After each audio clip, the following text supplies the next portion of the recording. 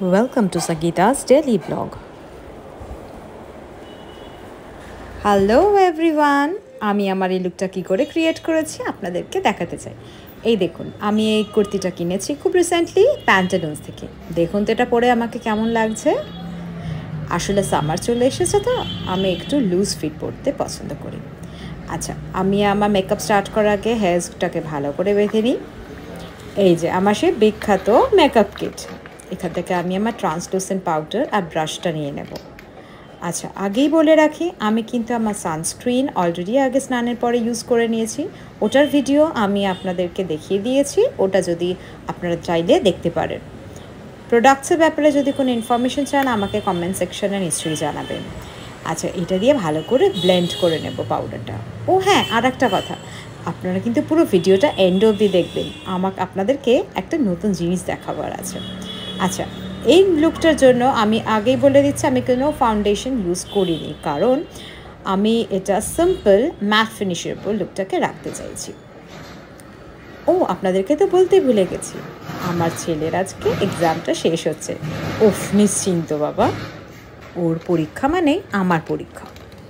তো ফাইনালি ভাবলাম যে একটু আজকে সেজেগুজে যাওয়া যাক ওকে দিতে। আচ্ছা, এবার আমি আমার কাজলটা নিয়ে নিলাম। সর্বপ্রথমে আমি আমার নিচের আইলিডটাকে ভালো করে ওটা এঁকে নেব কাজলটা। আপনারা চাইলে নিচে এবং ওপরে দুটো লিডেই কাজলটা অ্যাপ্লাই করতে পারেন। আমি জাস্ট লোয়ার লিডেই অ্যাপ্লাই করলাম। এইবার নিয়ে নিলাম আমার আইলাইনারটা। আমার কিন্তু ভীষণ হাত কাঁপে, কিন্তু আজকের হাতটার কাঁপেনি, জানি না কেন। তো ঠিক আছে, খুব এক্সাইটেড তো ওই জন্য ভাবলাম আজকে ভালো করে মেকআপটা করি। তো আজকের আমি এই মেকআপটা করার সময় ভাবছিলাম যে আমার উইংস বানাতে কিন্তু খুব অসুবিধা হয়, তো উইংসটা কী করে করব। তো ফাইনালি আমি সেই সাহস করলাম যে না, আস্তে আস্তে উইংসটা করি।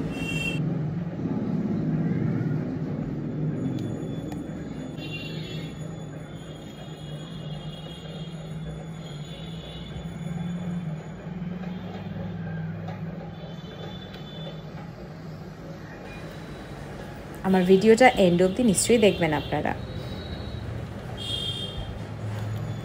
দেখুন, খুব ড্রাই হয়ে গেছে, আর একটা কিনতে হবে।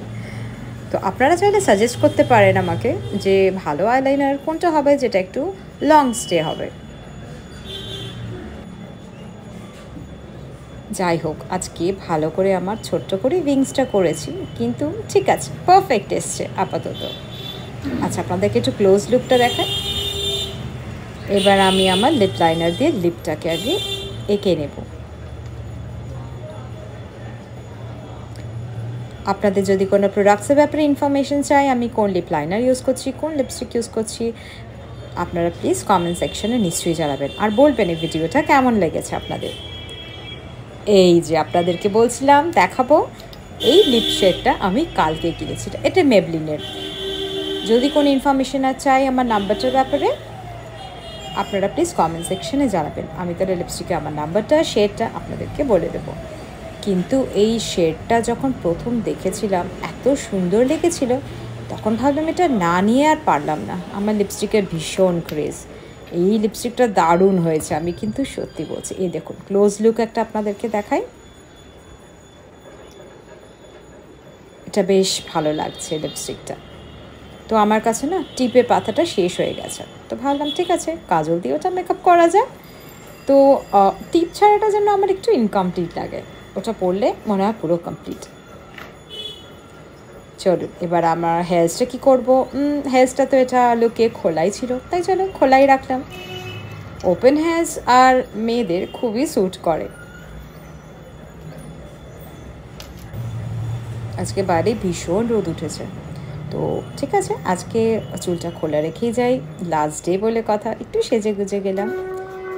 এবার আমি আমার সিঁদুরটাকে নিয়ে নিলাম, ওটা হালকা করে পরবো।